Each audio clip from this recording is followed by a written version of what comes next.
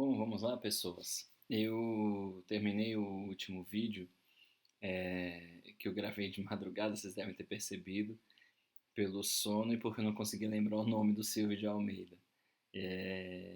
Ia falando e ficava um pesquisador, o autor e um autor negro e tudo mais, e não vinha o nome dele, e assim eu fui na gravação, né?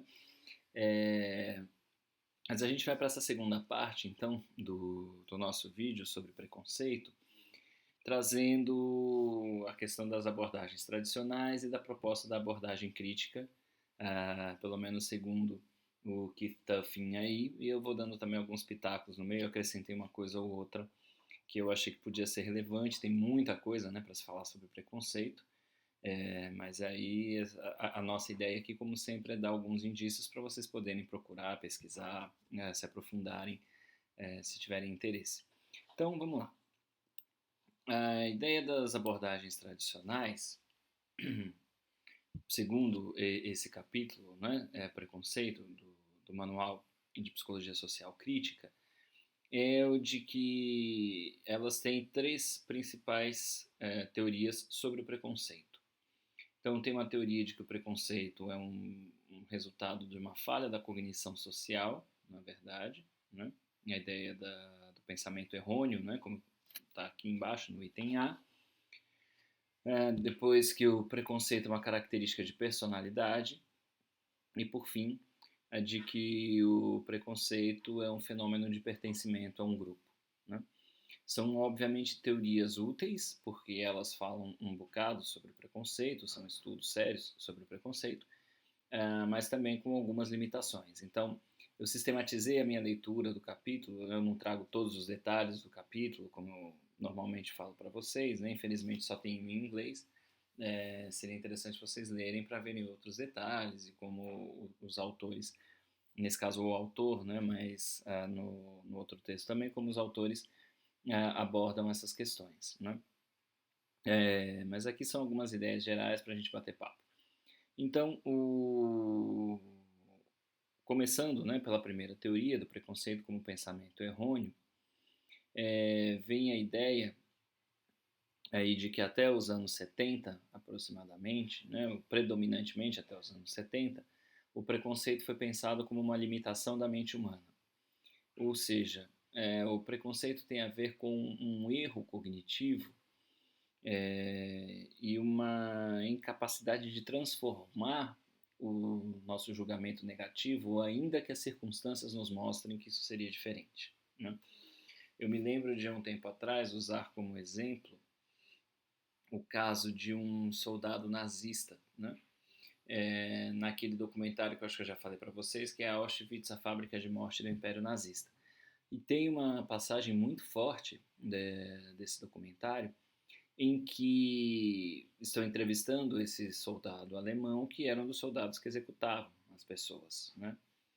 E ele fala sobre os judeus de uma forma muito pesada, né? Ele aprendeu desde criança que o sofrimento dele, o sofrimento da família, alguma coisa em torno de uma crise econômica e de dificuldades que eles enfrentaram durante a infância dele, era culpa dos judeus, né? Então isso tem a ver com o antissemitismo já do começo do século XX, e isso é importante a gente ir entendendo, né, que existem contextos históricos, culturais que envolvem o preconceito e o racismo, como a gente já conversou um pouco, e ele atribuía isso aos judeus, né?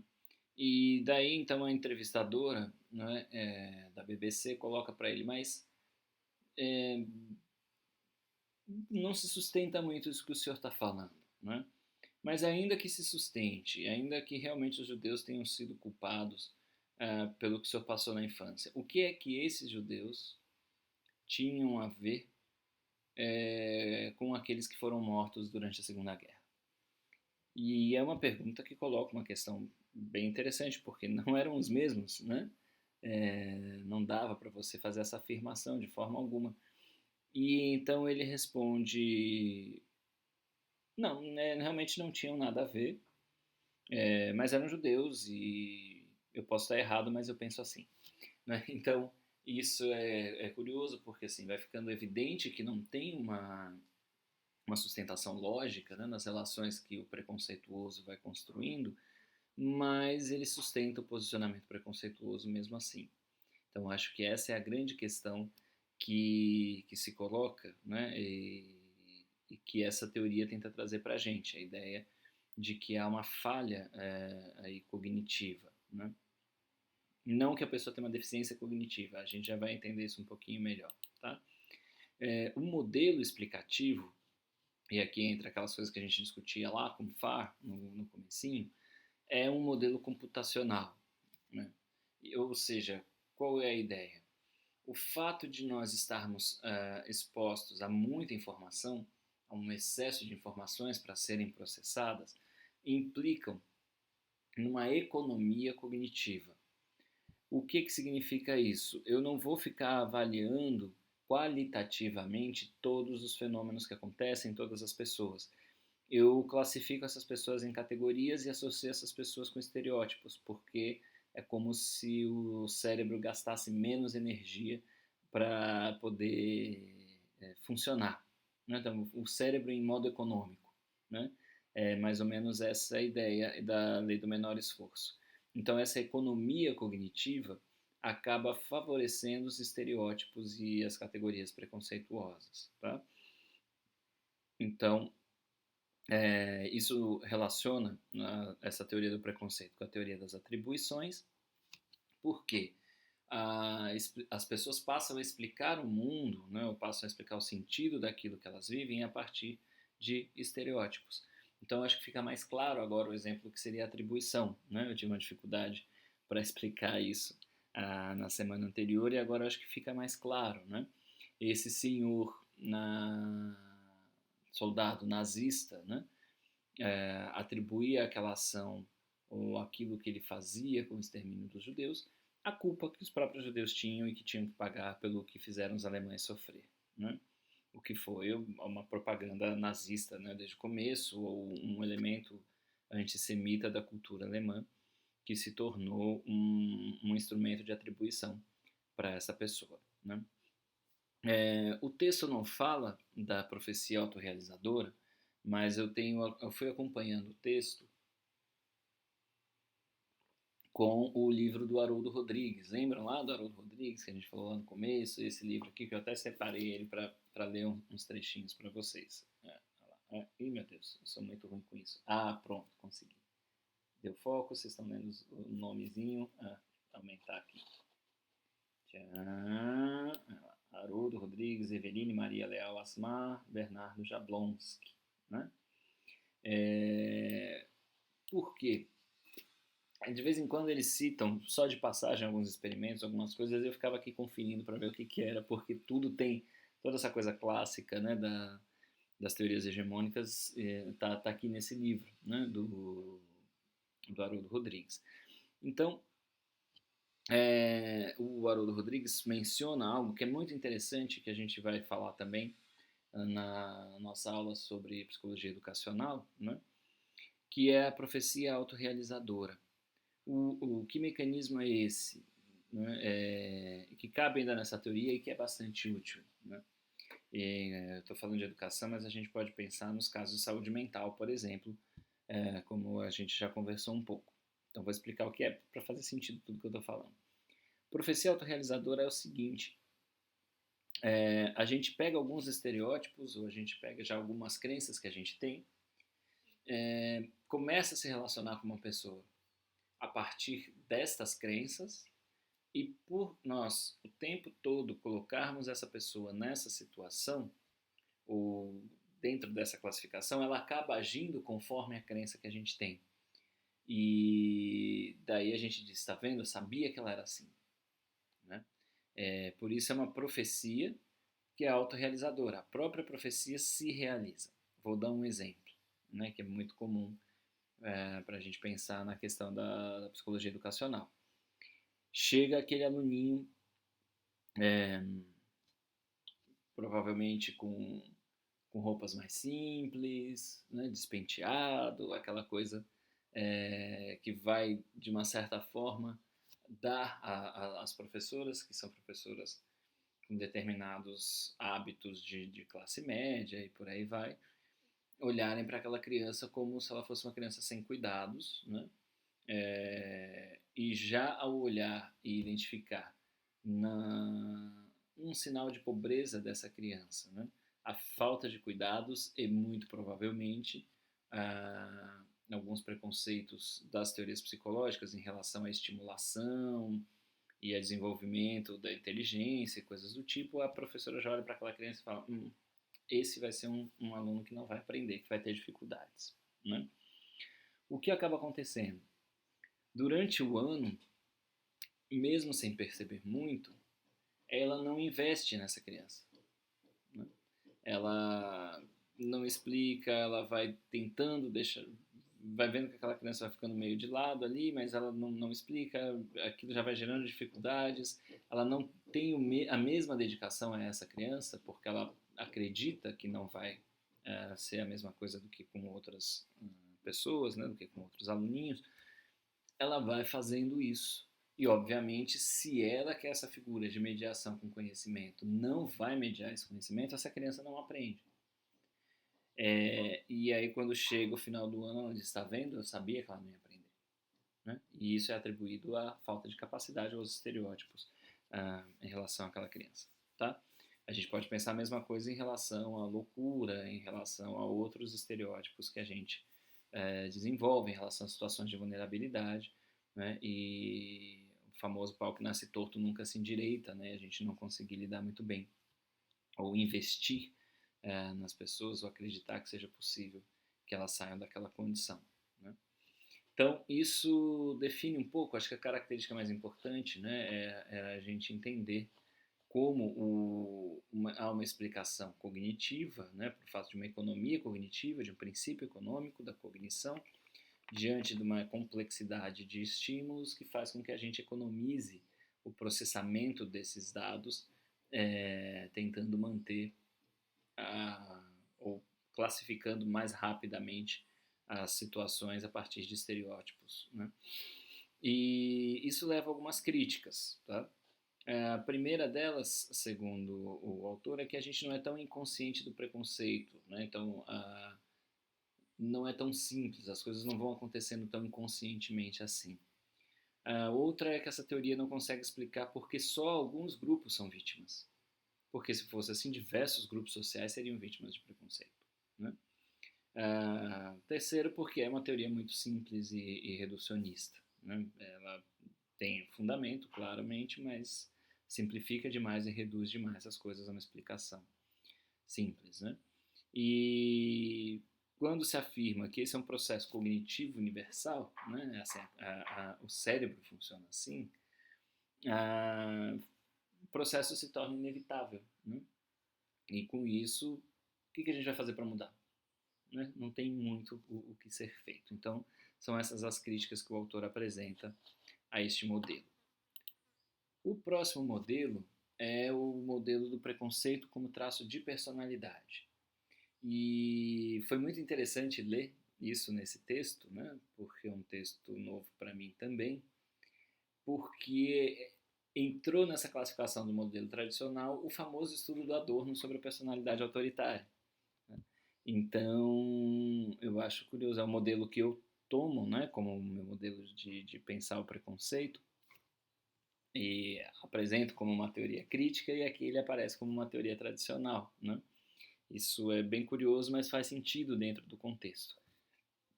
E aí eu vou falar, respeitar aqui o argumento do autor e depois eu faço comentários, porque eu acho que faz sentido, mas porque eu vou considerar ainda uma teoria crítica, né? É o meu posicionamento. Então vamos lá. Qual é a característica? Na verdade, não é um estudo só do Adorno, né? De Adorno e colaboradores. Então, para quem ainda não está acostumado com essas coisas de citação, essa fonte que eu acho bonitinha, né, para esse slide aqui, não dá destaque de itálico e negrito, né? É ruim. Isso aqui deveria estar em itálico, tá? Esse et al, se é que é assim que se fala, é uma abreviatura de uma expressão em latim que é et ali, com dois i's aqui, que significa e colaboradores em português. Então, o estudo da personalidade autoritária é de Adorno e colaboradores, né? O Adorno foi o coordenador do estudo, mas tinha diversos pesquisadores estadunidenses que trabalharam ali com ele. Então é um estudo atípico, né? E a ideia desse estudo era tentar entender a relação entre personalidade e ideologia política. Então eles adotam um conceito de personalidade que a gente já viu desde a aula de identidade, que o construcionismo não curte tanto, né? O próprio materialismo histórico, com Reich, com Fromm, e que o Adorno conhecia muito bem, usavam a noção de caráter, né, que está mais próxima da noção de identidade. Mas o Adorno está fazendo um estudo empírico nos Estados Unidos, né? Então eles usam aquilo que era mais comum na psicologia dominante ali. A ideia qual era, então? É tentar entender o quanto uma ideologia como o fascismo tem a ver com uma personalidade autoritária, uma personalidade fascista, se a gente puder dizer assim. Tá? O modelo teórico é um modelo que usa toda uma metodologia empírica que tinha a ver com a teoria das atitudes, com a teoria do preconceito do Allport e tudo isso que estava ali à mão deles, mas o Adorno usa muito o modelo psicodinâmico, né? O modelo da psicodinâmica, da psicanálise mesmo. Tá? Então, a ideia de forças que têm uma dinâmica própria, né, que nos movem de alguma forma, que nos motivam e que nos organizam afetivamente e cognitivamente de formas diferentes. Então, essa ideia traz uma teoria que não é como a anterior, puramente cognitiva, mas que traz esse modelo psicodinâmico, esse modelo afetivo. E ela então tem as vantagens, né? Ela tem essas características de falar sobre aspectos afetivos do preconceito e de tentar mostrar que, assim, o Adorno afirma isso com muita veemência em alguns textos. Entender o preconceito não é entender quem sofre o preconceito, mas é entender o transgressor, o preconceituoso, né? Porque é ele que atribui à pessoa algumas características. A gente não pode focar em quem sofre o preconceito, porque seria uma inversão muito perversa, né, do que acontece. Então, essa é uma ideia interessante. Eles chegam lá a algumas conclusões de que seria possível entender, né, e até mensurar por algumas escalas, e depois eles fizeram entrevistas profundas, algumas características mais rígidas de personalidade e que teriam a ver com o ser preconceituoso, né? Como eu dei o exemplo aqui daquele senhor nazista, né, que você tem evidências de que não faz sentido, mas ele mantém uma rigidez, ele tem dificuldade de mudar de pensamento diante da experiência, né? E o que eles chamam de uma personalidade mais liberal, né, ou não autoritária, teria maior fluidez nesse sentido. Tá? Quais são as críticas feitas a esse modelo? Né? Que, apesar do insight, né, apesar dessa sacada sobre o preconceito individual, sobre como cada um, né, vive o preconceito, ou qual é a estrutura individual do preconceito, essa teoria não explica preconceitos sociais mais amplos. Né? O que é curioso é que o autor coloca que ela não explica, por exemplo, o fascismo europeu, que é um dos grandes objetos de estudo do Adorno durante toda a vida dele. Né? Então, isso mostra que o autor faz uma revisão importante da literatura, né? E nem era objetivo dele, né? Não é uma crítica a ele, é só uma constatação de que ele teve contato com este trabalho do Adorno. Como o Baró. O Baró também faz uma crítica ao Adorno muito semelhante, né? E adoro o Marcuse, que fala coisas tão parecidas com o Adorno. E por que não leu outra coisa do Adorno, não sei, esse livro, né? Que diz muito pouco sobre ele. Estou eu aqui, sim, defendendo o meu Jedi favorito. Bom, mas a crítica faz sentido, né? Se eu entendo como uma pessoa desenvolve o preconceito em si mesma, né? Isso é atribuído a questões infantis, a gente já vai ver, né? Processos inconscientes. Isso deixa de fora um bocado de coisa importante para entender o preconceito, né? Essa é uma crítica importante. Segundo, enfrentar o preconceito implica em mudar personalidades individuais. Ou seja, se o meu foco é nos mecanismos do indivíduo, como é que eu tento transformar alguma coisa em relação ao preconceito? Tentando mudar esses mecanismos nesse indivíduo. Então, isso daria uma ideia de que também não faz muito sentido, né? Como é que a gente pensa o desdobramento disso na prática da psicologia social? O que a gente vai fazer para mudar preconceitos? Ficar tratando individualmente as pessoas, né? Então, também não faria muito sentido pensar dessa forma. E, por fim, subestima a influência situacional e interações de indivíduo-ambiente, por ser muito voltada para o inconsciente e para a infância. Né? Isso é também algo que faz bastante sentido, porque se eu estou focado no indivíduo, eu estou perdendo a questão das interações e da situação. Tá?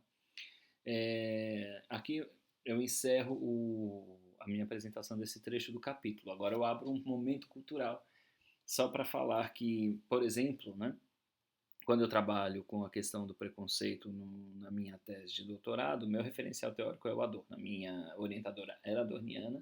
Ela, acho que eu já falei para vocês, organizou um livro importante, né, na psicologia social brasileira, que é a psicologia social do racismo, inclusive com a Cida Bento, que é uma psicóloga social negra, né, e que pensa a partir de questões da negritude, da decolonização, e usa Adorno como referência. E aí sou estranho, né? Assim, para ir aí, obviamente, Adorno tem a melhor teoria sobre preconceito. E é uma teoria crítica, para mim também, né? E também considero uma ótima teoria sobre o preconceito, talvez a melhor, efetivamente. E como é que se explica isso, então? Né? O Adorno aparecer aqui de forma tão limitada e tão criticável, e eu estou até concordando com as críticas. Pelo contexto desta obra, né, da personalidade autoritária, que segue importante. Né? Ela foi traduzida há pouquíssimo tempo para o português, ela é dos anos 40, acho que publicada em 1951, é um estudo de mais de 1000 páginas, né? Mas a gente tem em alemão, em inglês, em espanhol até, mas em português a gente teve uma tradução recente de trechos, porque é um livro muito grande mesmo, muito detalhado, sobre a pesquisa, né, sobre os procedimentos de pesquisa, testes, retestes e por aí vai. O que acontece é que essa não é a única produção do Adorno sobre preconceito. Né? Então, ele e o Horkheimer tem um artigo belíssimo sobre o conceito de preconceito. Né? O Adorno fez estudos sobre discursos, por incrível que pareça, né? Eles vivem defendendo a análise do discurso, a gente vai ver isso mais adiante, e o Adorno faz análises detalhadíssimas do discurso de agitadores fascistas. Então ele tem trabalhos com isso no final dos anos 30, começo dos anos 40, né? Que são bastante importantes.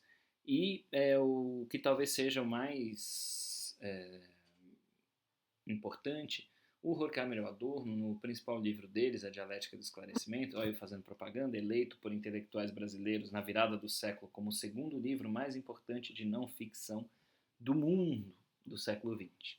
Né? O primeiro é do Max Weber, a ética protestante e o espírito do capitalismo e a ética protestante. Tá? O segundo é a Dialética do Esclarecimento, do Horkheimer e do Adorno. Neste livro, que é um livro de fragmentos filosóficos, em que eles escrevem vários textos, tem um texto que é muito importante para a teoria do preconceito deles, que se chama Elementos do Antissemitismo. Então eles pegam o antissemitismo como modelo para pensar o preconceito, o racismo, e eles, eu não lembro agora exatamente, mas é um texto dividido em 7 partes, e cada parte analisa um aspecto diferente, um aspecto econômico, um aspecto religioso, um aspecto cultural, e por aí vai, né?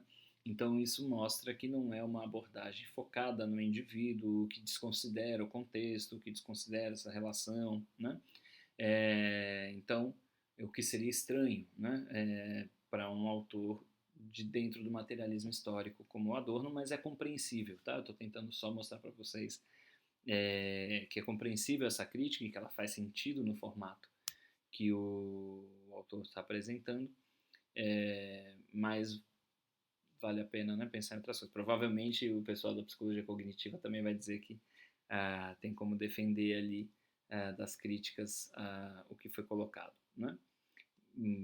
Mas de qualquer forma eu acho que é um bom texto porque ele tá trazendo para a gente essas teorias, né? A teoria do Alport foi usada pelo Adorno e eu acho bastante útil ainda, mas é importante apontar para os limites, tal como os limites da personalidade autoritária. tá bom? Então, vamos lá, que eu me demorei demais nessa defesa do Adorno, mas foi um momento cultural irresistível, em nome da força. Vamos lá. Então, a terceira teoria seria do preconceito e o pertencimento a um grupo, né? Então, ainda dentro dessa teoria, a gente tem duas divisões, né? Tem duas outras teorias, que é a teoria do conflito de grupo realista, do Sheriff, e a teoria da identidade social do Tajfel. Ambas são teorias mais grupais que individuais, né? Então isso para eles é interessante porque vai tirando da individualização e trazendo para fenômenos de grupo, né? E mostra que esses conflitos entre os grupos em competição, desculpe, né? Aqui já é sobre a teoria do conflito de grupo realista. Eu estou falando das duas em geral, mas já é mais específico, tá? Essa teoria do conflito de grupo realista vai afirmar que o preconceito surge de conflitos entre grupos em competição por recursos limitados. E aí tem o experimento do Sheriff, que eu separei aqui para ler para vocês. Eu vou ler rapidinho porque eu queria falar de tudo em 30 minutos, mas já estou chegando perto dos 30 minutos. Daí eu vou ser um pouco mais direto aqui com essa questão. Foi eu ficar defendendo Adorno, lá se foi meu tempo. Tá, então, ele diz o seguinte: os experimentos levados a cabo por Muzafer Sherif e colaboradores nos anos 50, publicado em 1961, ilustram bem esta questão. Em 3 ocasiões distintas, durante 3 semanas passadas em um acampamento nas férias de verão, um grupo de meninos entre 11 e 12 anos pensou estar se divertindo amenamente em uma colônia de férias. É sempre pegadinha, né?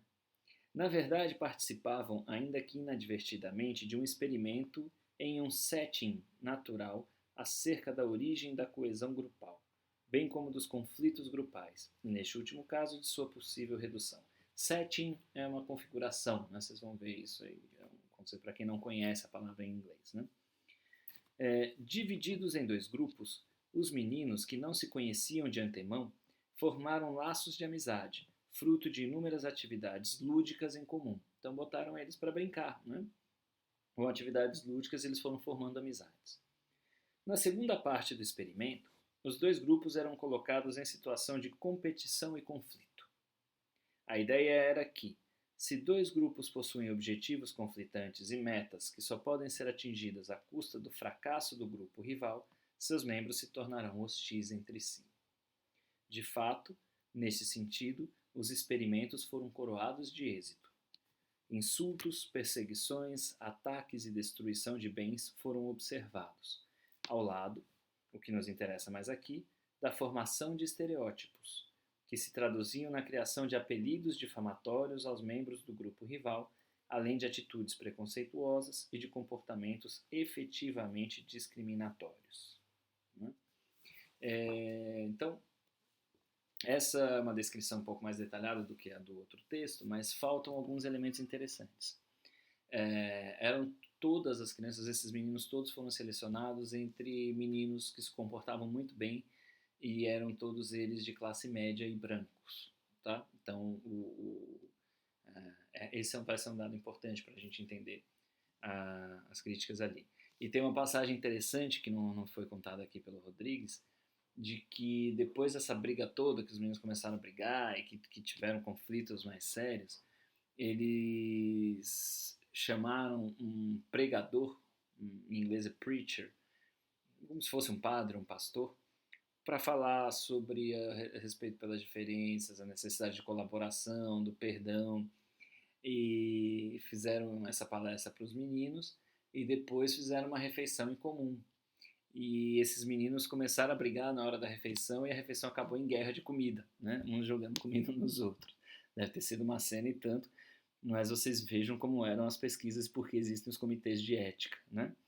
Que a gente acha chato às vezes, mas a gente vai vendo como é necessário. Vocês devem estar vendo as moscas que ainda estão por aqui, menor número, mas continuam. Então, isso é interessante, né? Isso vai mostrando como essa situação leva a essa questão, mas depois eles vão tentar botar os meninos para fazerem tarefas, né, conjuntas, e nessas tarefas conjuntas eles vão diminuindo essas agressões e vão retomando os laços de amizade, né? Então, os pontos fortes da teoria do Sheriff estão em que o preconceito não é característica de desajustados, né? Então, por isso foi importante falar quem são os sujeitos da pesquisa, né? Porque senão a gente atribui a pessoas com problemas de personalidade, como na teoria da personalidade autoritária, e o preconceito pode ser reduzido, né? Ou seja, eles conseguiram efetivamente alguma redução, alguma intervenção. Quais são as críticas? A de que a competição entre os grupos pode sim gerar preconceitos, mas não necessariamente. Então foram feitos outros experimentos que mostraram que não é bem assim que as coisas funcionam. Essa teoria acaba eliminando a responsabilidade pessoal pelo preconceito, se a gente vai atribuí-lo só ao resultado de competições por recursos, né? Então também acaba sendo reducionista. A situação experimental não diz muito sobre uma situação de conflito real, que envolve desigualdade política, né, e de poder, e essa teoria falha em explicar por que alguns grupos atraem mais preconceitos que outros. Vejam que eles estão bastante preocupados, né, ou esse autor está bastante preocupado com isso, e mostrando essas características mais reducionistas, né, das teorias. Por fim, a teoria da identidade social do Tajfel, que tem foco nos grupos sociais, né, e afirma, ou a grande base da teoria é afirmar que pertencer a um grupo dá uma outra dimensão para a psicologia das pessoas, né? Ou seja, o fato de eu me sentir em um grupo me transforma, né? Ou me ajuda a construir um discurso sobre mim mesmo, a minha própria identidade, tá bom? O Tajfel faz o que ficou conhecido como experimentos de grupos mínimos. Se eu entendi bem, eu tentei encontrar também, como da outra vez no YouTube, um videozinho que explicasse, né, como explicaram bem, do Milgram. Estou eu aqui com o Morgan de novo na cabeça, do Milgram, mas não encontrei, tá? Mas me parece que a ideia é que eles iam conversando com as pessoas, e as pessoas iam falando, não foi um experimento direto, né, mas as pessoas iam se caracterizando a partir de grupos, ou eles iam apresentando pessoas, elas identificavam de que grupo era e iam descrevendo essas características, principalmente com características positivas aqueles grupos aos quais eles se sentiam pertencentes e negativas os grupos diferenciados, né? Eu separei de novo um trechinho, vamos ver aqui, página 171 do livro do Haroldo Rodrigues, né? Que é uma citação do próprio Tajfel e Turner, né? Do livro, do texto em que eles falam sobre isso. E aí eles dizem o seguinte: a mera percepção de pertencer a um entre dois grupos distintos, isto é, a categorização social per se ou por si, é suficiente para deflagrar discriminações intergrupais, a partir do favorecimento do próprio grupo. Em outras palavras, a mera consciência da existência de um outro grupo é suficiente para provocar respostas competitivas ou discriminatórias por parte dos membros do próprio grupo. Tá? É a ideia do in-group, do out-group, que eu acho que a gente já falou aqui. Não, foi na outra disciplina. Tá? Do grupo interno ou do grupo externo. Né? Eu falei lá tem a explicação do Freud do narcisismo das pequenas diferenças, que se der tempo eu faço um momento cultural por aqui. Se não, vocês me peçam e eu bato um papo sobre isso, que eu acho uma teoria fantástica do Freud. Está lá no Psicologia de Massas e Análise do Eu, livro dele de 1921, e a gente pode falar disso no nosso momento síncrono, né? Mas essa é a ideia aí do Tajfel. Quais são os pontos fortes, né, da teoria do Tajfel? Ele traz uma abordagem social para as causas do preconceito, né, que é o pertencimento a grupos, e a gente faz parte de diversos grupos, isso vai dando uma ideia mais complexa, né, de como a gente se posiciona.